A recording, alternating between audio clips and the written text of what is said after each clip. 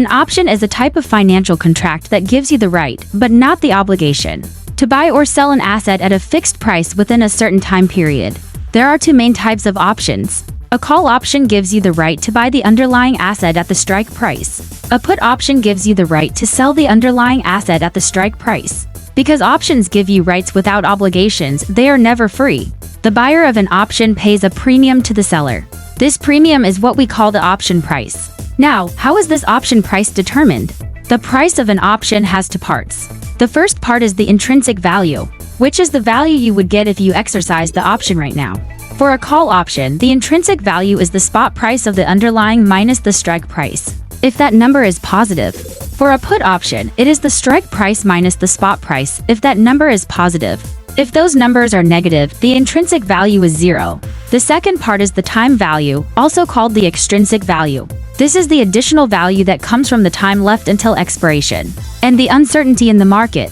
Even if an option is not currently profitable to exercise, it may become profitable before it expires. The more time and the more uncertainty, the higher the time value.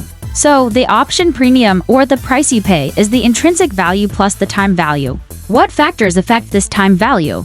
There are a few key ones. The current price of the underlying asset, the strike price, the time to expiration, the expected volatility of the asset, interest rates, and dividends if the underlying is a stock.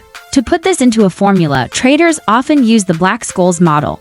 This model takes all those factors and produces a fair value for a call or a put option. While the math looks intimidating, the key idea is that volatility and time are the most important drivers of option prices. In practice, options are not usually quoted in dollar terms. Instead, traders talk about implied volatility.